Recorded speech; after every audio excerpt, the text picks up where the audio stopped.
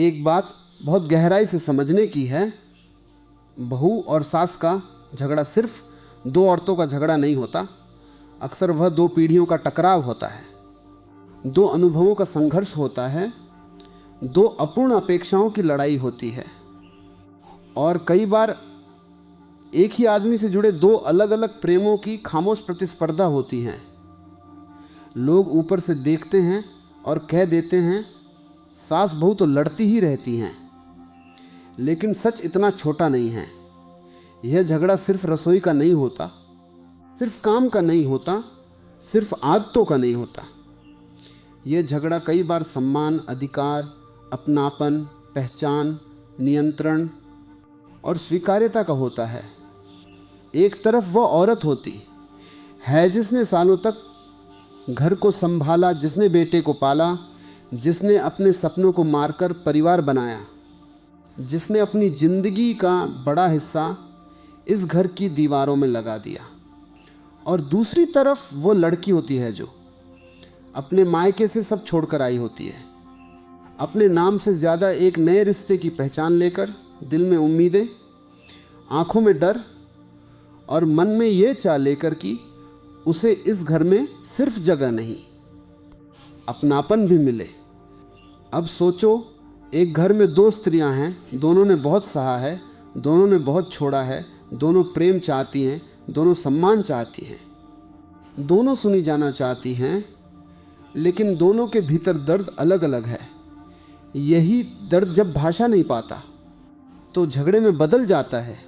सास को लगता है मैंने इस घर को बनाया, मुझे कोई सिखाएगा कैसे चलाना है। बहू को लगता है मैं इस घर की सदस्य हूँ या सिर्फ काम करने आई हूँ। सास सोचती है आजकल की लड़कियाँ सहना नहीं जानती। बहू सोचती है पुरानी पीढ़ी समझना नहीं जानती। और इसी बीच घर में सबसे बड़ी चीज़ गायब हो जाती है, संवाद। बहुत बार सास और बहू का झगड़ा उस बात पर नहीं होता जो मुझसे कही जाती है, बल्कि उस बात पर होता है जो दिल में छुपी रह जाती है। जब सास कहती है हमारे समय में ऐसा नहीं होता था, तो कई बार वह सिर्फ तुलना नहीं कर रही होती, वह अपने बीते हुए संघर्ष की मान्यता मांग रही होती है। उसे लगता है कि उसने जो सहा, जो जिया, उसकी कोई कीमत नहीं रही। वह चाहती है कि कोई कहे हाँ आपने बहुत किया है, लेकिन वह यह सीधा नहीं कह पाती। उसकी बात ताना बन जाती है। और जब बहू जवाब देती है हर चीज़ पुराने तरीके से नहीं चलेगी, तो कई बार वह सिर्फ आधुनिकता नहीं दिखा रही होती, वह अपने अस्तित्व की जगह मांग रही होती है। वह चाहती है कि कोई कहे तुम भी इस घर में अपनी तरह से जी सकती हो। लेकिन उसकी बात कई बार विद्रोह लगने लगती है। यानी दोनों के भीतर असली मांग एक ही होती है, स्वीकार करो मुझे, देखो मुझे, मेरी जगह को मानो। पर क्योंकि यह बात प्रेम से नहीं कही जाती, इसलिए वह लड़ाई बन जाती है। बहू और सास के झगड़े की सबसे बड़ी वजहों में से एक है बेटा। हाँ, यह बात लोग खुलकर नहीं कहते, लेकिन सच यही है कि बहुत बार इस रिश्ते के बीच में एक पुरुष नहीं, एक भावनात्मक केंद्र होता है। सास के लिए वो बेटा है, उसकी मेहनत, उसका अभिमान, उसका सहारा, उसका भावनात्मक आधार। बहू के लिए वही पति है, उसका साथी, उसका अपना व्यक्ति, उसका नया घर।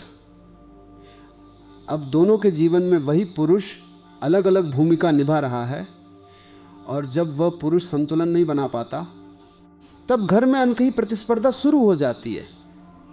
सास को लगने लगता है कि बेटा दूर हो गया, बहू को लगने लगता है कि पति अभी भी मां की पकड़ से बाहर नहीं आया। सास सोचती है शादी के बाद मेरा बेटा बदल गया, बहू सोचती है शादी के बाद भी ये मेरे साथ पूरी तरह खड़ा नहीं। और बेटा,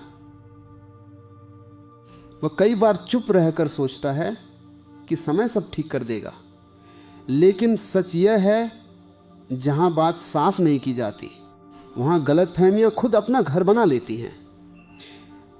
अब इस पूरी बात को एक कहानी से समझो। एक घर था, पुराना, बड़ा, सम्मानित परिवार। उस घर की मुखिया थी सावित्री देवी। उनका पूरा जीवन घर परिवार में बीता था। पति नौकरी में व्यस्त रहे। बच्चों की परवरिश उन्होंने लगभग अकेले की। उन्होंने कम में गुजारा किया, अपनी इच्छाएं छोड़ी, अपनी साड़ियों को वर्षों तक संभाल कर पहना, बेटे की पढ़ाई के लिए अपने गहने तक बेच दिए। उनका बेटा आदित्य अब बड़ा अफसर बन चुका था। सावित्री देवी को लगता था कि उनकी जिंदगी की मेहनत आखिर सफल हुई। फिर आदित्य की शादी हुई नैना से। नैना पढ़ी लिखी थी, समझदार थी, आत्मसम्मानी थी। वह इस घर में बहुत उम्मीद लेकर आई थी। उसने सोचा था, यह अब मेरा भी घर है, मैं सबको अपना बना लूंगी। पहले कुछ दिन सब अच्छा रहा। मुस्कानें थी, रस्में थीं, तस्वीरें थी, लेकिन असली घर रस्मों के बाद शुरू होता है। एक सुबह नैना ने चाय थोड़ी अलग तरह से बनाई। सावित्री देवी ने बस इतना कहा, हमारे यहाँ चाय ऐसे नहीं बनती। बात छोटी थी, लेकिन नैना के लिए वो सिर्फ चाय नहीं थी, वे एक संकेत था, तुम्हारा तरीका यहाँ मान्य नहीं। कुछ दिन बाद नैना ने घर की सजावट में थोड़ा बदलाव किया। कुशन बदले, पर्दे बदले, डाइनिंग टेबल पर फूल रख दिए। सावित्री देवी ने देखकर कहा, पुरानी चीज़ों में क्या कमी थी? नैना मुस्कुरा दी, लेकिन भीतर उसे महसूस हुआ कि शायद यहाँ हर बदलाव अपराध है। धीरे धीरे सावित्री देवी को लगने लगा कि बहू आते ही घर का रंग बदल रही है, और नैना को लगने लगा कि सास उसे घर का हिस्सा मानने को तैयार नहीं। एक शाम आदित्य ऑफिस से देर से आया। नैना पूरे दिन उसका इंतजार कर रही थी। उधर सावित्री देवी भी बेटे के साथ बैठकर बात करना चाहती थी। आदित्य आते ही पहले अपनी माँ के कमरे में चला गया। नैना चुप हो गई। कुछ देर बाद वो अपने कमरे में चली गई। रात को सावित्री देवी ने बेटे से कहा, शादी के बाद से तुम पहले जैसे नहीं रहे। और नैना ने उसी रात कहा, तुम्हारे पास मेरे लिए समय ही नहीं। आदित्य दोनों से प्रेम करता था, पर दोनों की पीड़ा को भाषा नहीं दे पाया। उसे लगा दोनों समझदार हैं, खुद समझ जाएंगी, लेकिन घर समझ से नहीं, स्पष्टता से चलता है। फिर एक दिन छोटी सी बात बड़ी बन गई। रसोई में नमक थोड़ा ज़्यादा हो गया था। सावित्री देवी ने कहा, काम अगर मन से करो तो गलती नहीं होती। नैना ने पहली बार पलटकर कहा, हर गलती को इरादा मत समझिए। बस वहीं से आवाज़ें ऊंची हो गईं। पुराने ताने बाहर आ गए, दबी हुई चुप्पियां खुल गईं, और घर की दीवारों ने वह सब सुन लिया जो महीनों से दिलों में जमा था। सावित्री देवी रो पड़ी, आज बहू मुझे जवाब दे रही है, कल घर से निकाल देगी। नैना भी रोते हुए बोली, मैं इस घर में बहू हूं या अपराधी? और आदित्य बीच में खड़ा था, लेकिन सच तो यह था कि वो बीच में नहीं। बहुत देर से बाहर खड़ा था। उस रात घर में खाना नहीं बना। तीनों अपने अपने कमरे में बंद रहे, और पहली बार उस घर में किसी ने यह नहीं सोचा कि किसकी गलती ज़्यादा है। सबको बस अपना अपना दर्द बड़ा लग रहा था। लेकिन असली मोड़ अगले दिन आया। सुबह सावित्री देवी की तबीयत थोड़ी बिगड़ गई, ब्लड प्रेशर बढ़ गया। नैना भागी, डॉक्टर बुलाया, दवा दी, उनके सिर पर ठंडी पट्टी रखी।